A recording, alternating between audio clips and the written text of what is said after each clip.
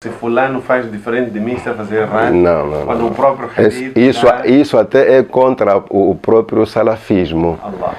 A salafia não aceita isso de você transformar o outro inimigo só porque divergem no entendimento. Exato. Não, eu posso...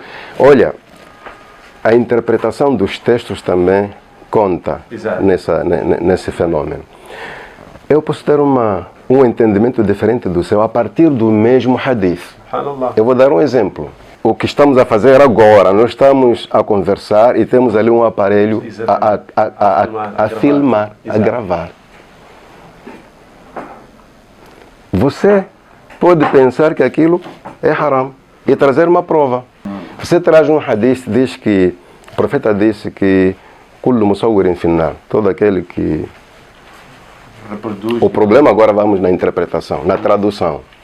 Aquela imagem que sai desta nossa conversa aqui, eu acho que não é haram não, porque a máquina de filmar não está a criar a imagem, está a captar a imagem da criação de Allah.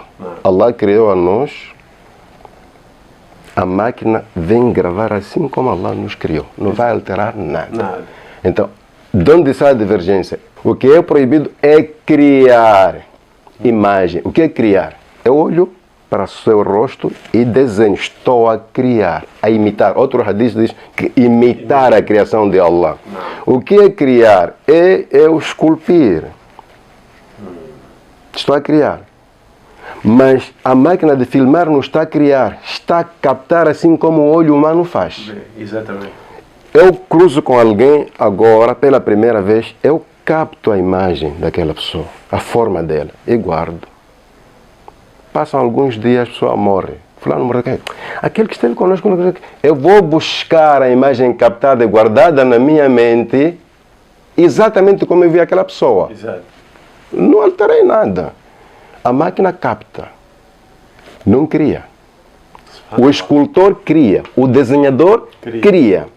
Então, há vezes que essas divergências surgem a partir da interpretação e tradução dos textos. Então, aí, o fato de eu usar a máquina de filmar para captar a minha mensagem e publicar, não pode transformar a você em meu inimigo porque você acha que aquilo...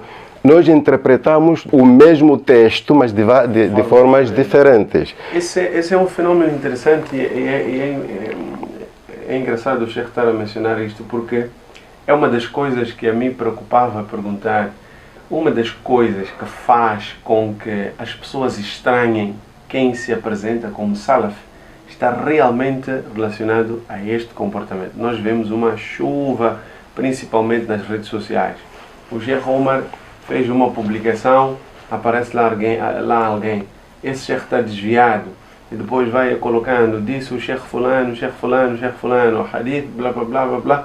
As pessoas vão colocando a situação lá, cada um explica da sua forma, e é engraçado, Sheikh, porque já não é uma situação de ser Sheikh fulano a explicar porque que aquilo que o outro Sheikh fez está errado. É Arafat aqui como está, acordou, aprendeu 2 letras novas e ele pega nas 2 letras que ele aprendeu, tem que ir aplicar. Daí a necessidade de aprender cada vez mais. Porque veja que, olha, é muito importante você prestar atenção nas explicações, na interpretação dos textos religiosos.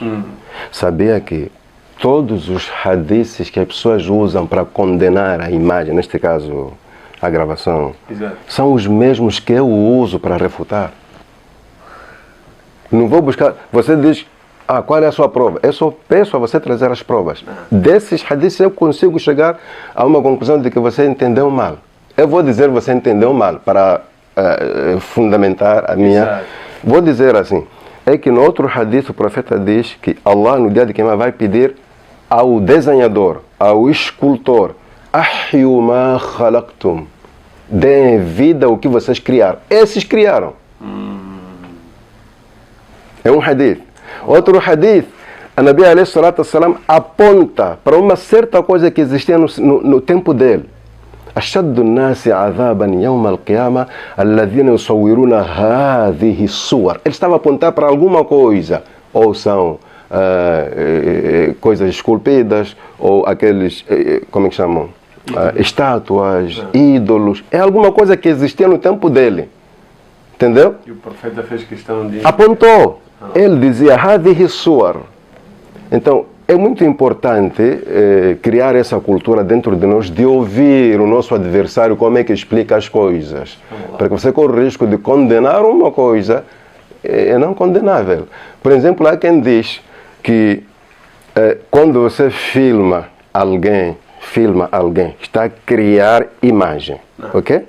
Tudo bem. Eu pergunto, essas pessoas, não é pergunta até, tenho receio que essas pessoas deixem de usar o espelho. Porque quando você faz o espelho assim, aquilo que sai ali, chama-se o quê? É imagem, chefe. Imagem. Então, a pessoa que fez o espelho criou aquela imagem ou fez algo que capta a imagem? Ele fez algo que capta a imagem. Não criou. Hoje uma coisa que já existe, chefe. Aquilo é imagem. Exato. Espelho é muito longe. Água limpa, nítida. Criação de Allah, direto. Você faz assim, sai a imagem. Então, isso de entender o texto e interpretar é muito importante, mas não devia ser o motivo de eu chamar nomes ao meu irmão muçulmano de perdido, porque essa coisa de tadlil, é perdido, é inovador, há que prestar muita atenção. Outros, por exemplo, eu saio de Nampula e já tive situações em que encontrei pessoas, principalmente mulheres, que se dizem salafitas, não cumprimentam quem não é salafita, na concepção deles. Não dá salam. E eu começo a ver, a Nabi alayhi salatu salam, que era o profeta, cumprimentava descrentes só porque está ali um muçulmano. Allah. Cumprimentava não muçulmanos, assalamu alaikum, só por causa do muçulmano. E como é que você cruza com um muçulmano, ou com 2, 3 muçulmanos e diz que não posso cumprimentar? E mais outras coisas meio estranhas. Eu acho que devia-se fazer muito esforço que alguém não se chame salafita sem que estude o que é a salafia. Porque corre o risco de você começar a acumular pecados pelos nomes que você vai dando a outros muçulmanos, muita coisa por aí. Eu por acaso tinha me preparado para perguntar isto ao Sheikh, até que ponto é que o Salaf tem autoridade sobre a situação do outro muçulmano perante Allah subhanahu wa ta'ala, porque este é outro cenário que a gente assiste bastante. Você está no inferno, você é um desviado. Recentemente vimos aí um vídeo, claro, é preciso dizer, e o Sheikh disse muito bem, é uma chamada de atenção para todos nós, quando nós vemos estas pessoas que proclamam a salafia, acho que até a primeira coisa que a gente deve olhar é o seu desejo verdadeiro, pelo menos pelo que eles mostram, é de fato seguir aquilo que foi a metodologia. Provavelmente, se estiverem a fazer errado, significa que falta alguma orientação. E o chefe dizia, não é suposto irmos para lutar, mas sim com um tom de orientação, correção. Porque assistimos muito disto. Você está no inferno, você é desviado. Eu disse que apareceu há algum tempo algum vídeo com vários dos nossos grandes ulama aqui de Moçambique, desviado, e cada um supostamente com a indicação do seu pecado. E sente-se de alguma forma, Sheikh, um comportamento de mutashaddid, um comportamento de, olha, nós estamos neste extremo. Uma rigorosidade acima do normal. Exatamente. Eu gostaria de deixar um trecho de esclarecimento sobre isso. Não. É muito importante que o muçulmano saiba que dentro da sua religião existem limites. Exato. E o profeta Muhammad alayhi salatu salam chamou-nos a atenção sobre um facto. Ele diz, Iyakum wal-ghuluw fid-din, cuidado com o exagero na religião. Allah. A mesma religião, quando é exagerada, é perdição. É perdição. E ele diz, فَإِنَّمَا أَهْلَكَ مَنْ كَانَ قَبْلَكُمْ al-ghuluw fid-din. O que destruiu as nações anteriores a vocês foi o exagero. O que é exagero? Exagero no din. Por exemplo, o consumo da carne suína no Islã é proibido. Exato. Mas chega uma altura em que Allah permite. Então, O meio em que se proíbe existe. Exato. O meio em que se permite existe. Chegou naquele meio, você, não, eu sou muçulmano, em nenhum momento eu vou comer carne. Você está a exagerar. Exato. A ser esse o comportamento ideal, Allah não teria permitido. Não teria permitido. Isso é querer ser mais santo que o próprio Deus. Então, aí temos uma particularidade no exagero. Chega um tempo, por falta de informação, ou mesmo informado, mas mal informado, você olha para a sua pessoa e pensa que é o melhor muçulmano. A ignorância vai até esse ponto, em que você se perde no caminho. Eu estou no Maputo agora, não sei dizer em que avenida estou, eu estou perdido. Sei dizer que estou no Maputo, mas se não sei dizer em que ponto de Maputo estou, eu estou perdido no caminho. Há muçulmanos que, por falta de informação suficiente, chegam a esses extremos. Todos nós sabemos que entre a pessoa e Allah não há espaço para outra pessoa. Sabemos. Entre a pessoa e Allah não há espaço para outra pessoa. A minha obrigação como muçulmano é na prática. Irmão, isso não se faz assim, porque o profeta ensinou assim. Mas assuntos que dizem respeito a Allah e eu, como criatura de Allah, você não tem espaço. Que assunto é esse? Assuntos do coração. Você não conhece até que ponto eu temo a Allah. E para dizer que você não teme a Allah, desculpa lá, ter muito cuidado. Você não sabe a relação que eu tenho com Allah, apesar dos meus defeitos, apesar das minhas falhas, meus pecados. Por isso se diz, e não sei se não é perigoso dizer isso em frente das pessoas, por isso se diz que há pecados que transformam a pessoa em santa. Você cometeu um pecado que lhe deixa sempre com remorso, você não fica bem por causa daquele pecado, você está mais perto de Allah por causa daquele pecado. Então é muito arriscado. Olha, não se trata só de muçulmano para muçulmano. Encontrar alguém dizer que você é do inferno é muito perigoso. Tem um hadith que chama a atenção sobre isso. Man dalladhi yata'alla alayya alla aghfira li fulani. Quem é esse que jura em meu nome a dizer que não vou perdoar fulano? Então, para não brincar mais mal com o nome de Allah, eu perdoo esta pessoa e invalido o que você acha que foi suficiente. Então, tem que se ter muito cuidado. A regra no Islã é olhar para seu irmão e você pensar que ele é melhor que você mesmo. Então, quando se chega a esse ponto de dizer, olha, é estranho. É estranho. Alguém me disse, e creio que a pessoa não mentiu, disse que existe um bairro onde as pessoas dizem que aqui é o Jannah, o resto dos bairros é inferno. Mas por quê? Porque aqui é aqui onde se cumpre com a Sunna. Mas é do meu conhecimento que a Sunna que nós aprendemos, comparada com aquela que ignoramos, a que aprendemos, não tem peso. Não tem peso, quer dizer, não é mais que aquela que desconhecemos. Então, eu acho que essa diferença de nomes, não nomes, desde que todos indiquem a mesma coisa, não pode ser motivo da gente olhar para o outro como inimigo.